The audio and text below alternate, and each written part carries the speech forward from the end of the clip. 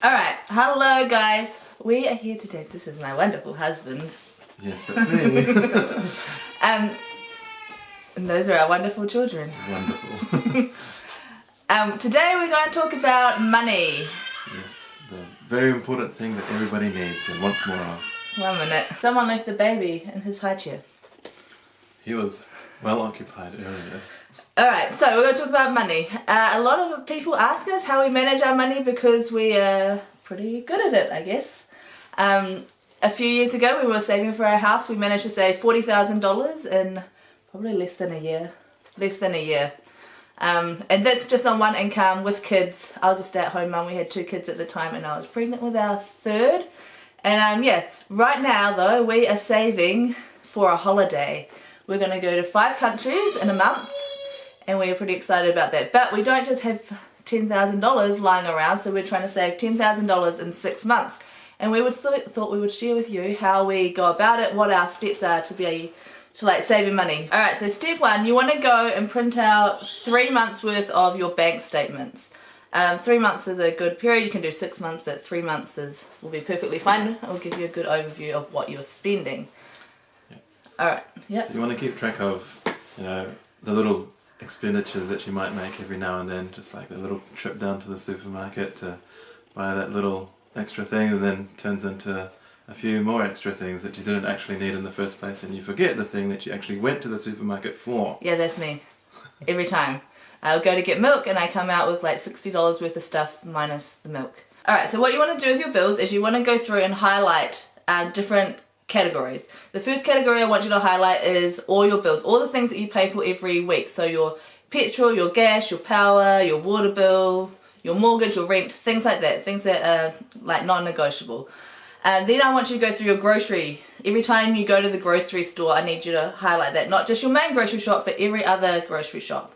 Next one is eating out. Every time you go get takeout or you go to a restaurant or things like that, that needs a different highlighting colour.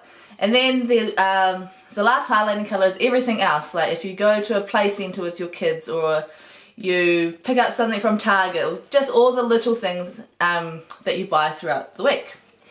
Alright, and then you're going to have a really good overview. Add it all up and see what your totals are, and you're going to probably be pretty shocked at what you're actually spending, to be honest.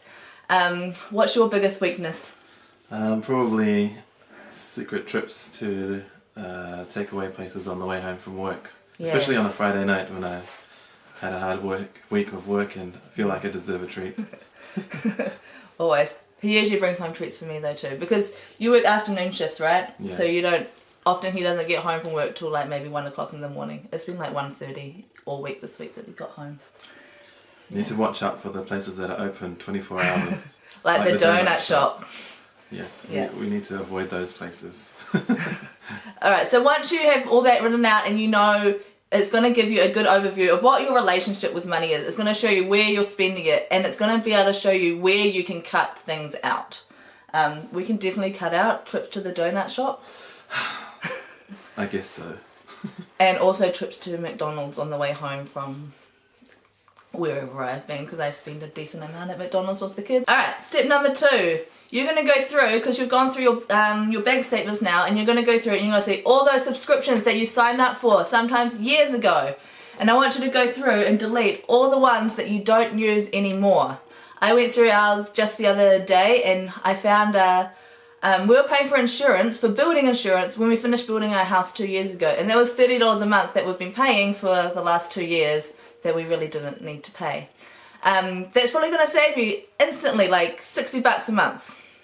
All the subscriptions that you sign up for. If there are subscriptions that you like and that you use and that you enjoy, go and pretend that you're going to unsubscribe and delete them, because they will come back to you with another offer. I did that with Netflix the other day. I did that with my Audible account, and they'll come back and they'll say, how about we give it to you for $8 a month instead of $16 a month? That's pretty good. Good saving. Good saving. For free. Yeah, because they don't want you to unsubscribe. They want to keep you, and they're going to do everything to keep you, even if that means like lowering your costs. It's amazing. Great. So for all the subscriptions that you're not actually using, it may be just like $5 a month, but that's like throwing $5 in the rubbish. Like, nobody goes around throwing $5 notes in the rubbish. That's just stupid. I wish they did. Oh yeah, I wish they did. Like throw them in our rubbish. We'll go get them. It'll be great. All right, step number 3. You need to work out your grocery budget. The formula, I guess, that we use is we do $100 per person in our family per month. So we have 6 people in our family, 2 adults, 4 kids, and so we spend, our budget for the month is $600, which works out to about $150 per week. You may think that is crazy, but it is totally doable. We did our groceries the other day, and it was, how much was it? I'm not sure. For groceries and the fruit? Yeah, it was $113. And we bought stuff for our store cupboard, our stockpiling cupboard, and we're not living on rice and beans. We've got, you know, plenty of food. There's abundance of food. Grocery budget doesn't need to be as high as it is sometimes. Yeah. Most of the time. Like if we go to the supermarket without, you know, a grocery budget, which we've done before, we can easily spend over $200 and still have to go back to the supermarket, which takes me to my next point. Once you've done your grocery shopping for the week, do not go back to the grocery store. Under any circumstances, do not go back. Because that's when you're going to buy that $60 carton of milk. Yeah, don't go back. If your kids so desperately need milk on their cereal, buy, like in your grocery shop one week, buy like one of those cases of shelf milk that sits on the shelf and they can just put it in the fridge. If they're that desperate, they'll drink the milk. It's not that bad. It's not that bad. It's not great. I'm not going to drink it, but the kids will drink it. And if they don't want to drink it, well, that's too bad. You will survive not going to the supermarket. It will save you so much money. Step 4. Make a meal plan. Make a meal plan. You're probably doing it wrong. I can almost guarantee that you're doing it wrong. You're probably doing it backwards. What you need to do your meal plan is you need to start with what is already in your house. So go to your fridge, go to your pantry, go to your freezer, and look and see what you've got, because you've probably got a lot of stuff that you can use up. We do. Yeah, especially at the end of the week. Go to your fridge at the end of the week and look through your fridge, things that are going to go off. So you want to use them up, you know, fairly quickly instead of having to throw them in the bin, because throwing food in the bin is like throwing money in the bin. You don't want to do that. Yeah, if you want to see like a full video on how I meal plan, then write down below and I can do a video on how to meal plan and save you a lot of money. You can easily save, like cut your meal bill, your grocery bill in half. If you go to the supermarket and you have no plan, if you have no list, you're going to buy things that you don't need, and you're going to come out of the store with things that things that you don't need, and you're going to leave things in the store that you actually really needed, which is going to prompt those trips to the supermarket for your $60 carton of milk again. Because you're going to go, oh no, I need to buy some more chicken, or I need some more bread, or I need those breadcrumbs, or toilet paper, whatever. Write a list, have a grocery meal plan, and it's going to save you a lot of money. Step 5, everything needs to go onto automatic payment. Because my problem is, what's my problem with our bills? Forgetting to pay them? I forget to pay them. And then if you forget to pay them, you get like what's that thing called? The late payment fee. With our bills at the moment, if you pay them on time, you get like a 30% discount, which is quite nice. So put all your bills on automatic payment. A lot of companies, like power companies or water companies, they'll calculate your average spending over the year, and then they'll give you a certain amount that you pay every week or every fortnight, which averages out, and so you don't get a big bill at the end of the month. Apart from we got a $500 bill the other day, because our niece lives with us, and she has hour-long showers. But she paid for that bill because I wasn't paying $500 for water. That's ridiculous. Okay, so if you have payments that are large chunks of money but that you can only pay them at once, just average it out. Say your bill is $800, that's how much our car registration bill is. Divide that by 52, and every week you put in whatever amount that is into the bank account. So then when you get to the payment date, you're not having to go, oh my gosh, I can't find $800 because you've paid a certain amount every week. So everything needs to go on automatic payment. Everything that you're going to have to pay every year, every week, go on automatic payment, and have it come out of your bank account the day that you get paid, so you don't miss it. If you don't see it, you don't miss it. So now you have all your bills sorted out, you have your grocery bills sorted out. What's left over is your free money, which is not really actually that free. What you need to do is decide as a family how much money you want to set aside each week for your actual free money. If this is the money that you can splurge, you can buy whatever the heck you want with this money. For our family at the moment, since we're saving and we're like super tight with our money at the moment, that's $40. We have $40 a week that we can spend on whatever we want, whether it's going to eat out, fun activities. What else would we spend that money on? Special treats. Special treats, like I bought chocolate today at the supermarket. That was very good. It wasn't the shopping day. It wasn't the shopping day. I needed to go get an asthma. Don't go back. Don't go back. I needed to go get an asthma inhaler, and I was having a hard day, so I went and bought myself some chocolate, and it was amazing. What is it? Cadbury caramel chocolate. It's like limited edition. Amazing.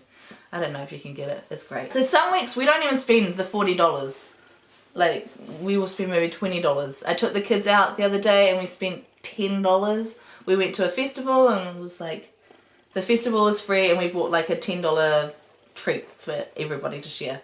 And it was great. No one was complaining.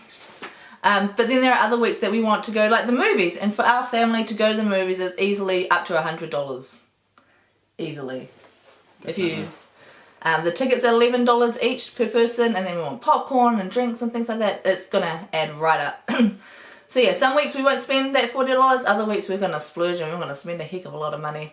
But every week it's just gonna roll over. So if you don't spend all in one week, the next week's gonna come. If you're not trying to like be ridiculously tight with your money, I think a good average is probably about $10 per person per week.